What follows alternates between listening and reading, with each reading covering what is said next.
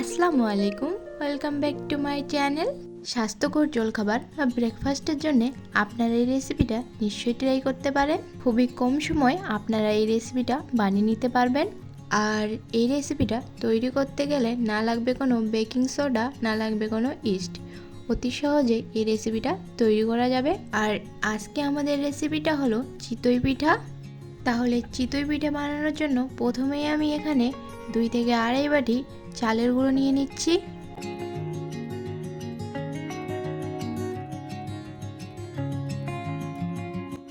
এবার দিয়ে দিচ্ছি হাফ চা চামচ লবণ। এবার প্রথমেই লবণ আর চালের গুঁড়োটাকে ভালোভাবে মিশিয়ে নিতে হবে।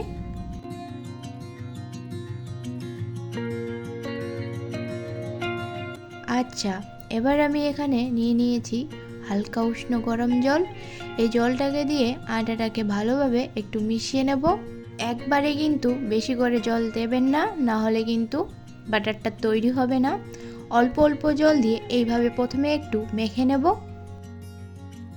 আবারও সামান্য একটু জল দিয়ে দিচ্ছি। এইভাবে জল দিয়ে দিয়ে ব্যাটারটাকে ঠিক তৈরি করে নেব। প্রথমে একটু ঘন করে তৈরি করব।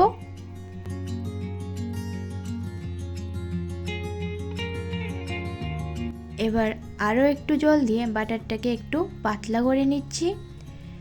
দেখে নিন কতটা ঠিক পাতলা করতে হবে। এই রকমভাবে তৈরি হয়ে গেলে বুঝে নেবেন ব্যাটারটা ঠিক একদম তৈরি। এরপর ঢাকনা দিয়ে রেস্টে রেখে দেবো 15 মিনিটের জন্যে।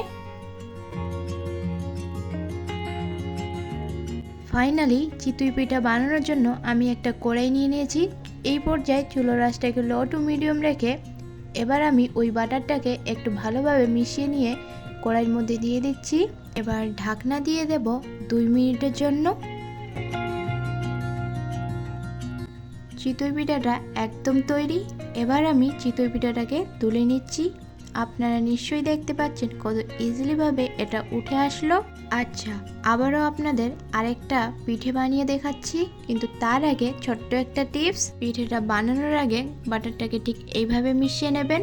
যেহেতু চালের দানাগুলো নিচে থেকে যায়, তাই ভালোভাবে মিশিয়ে না নিলে তুলে নেওয়ার সময় শুধু আপনারা জলটাই পাবেন। তাই প্রতিবারে পিঠেটা বানানোর সময় এইভাবে একবার বাটারটাকে ভালো করে মিশিয়ে নেবেন। আর এই একই প্রসেসে আমি পিঠেটাকে বানিয়ে নেব।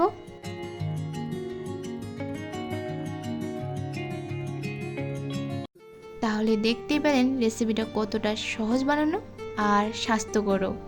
বাচ্চাদের বা বড়দের ব্রেকফাস্টের জন্য এটা একটা পারফেক্ট রেসিপি। আর আপনারা চাইলে এটা গুড় বা মধু দিয়েও খেতে পারেন, খেতে খুব সুন্দর হয়। আশা করি সম্পূর্ণ রেসিপিটা আপনাদের ভালো লেগেছে। আর যদি ভালো লাগে তাহলে ভিডিওটিতে একটি লাইক দিয়ে চ্যানেলটিকে সাবস্ক্রাইব করে আমার পাশে থাকবেন। আর যারা যারা সাবস্ক্রাইব করেছেন তাদেরকে ধন্যবাদ। আবারও দেখা হবে নতুন একটা রেসিপির সঙ্গে। ততক্ষণ ভালো থাকবেন, সুস্থ থাকবেন। আল্লাহ হাফিজ।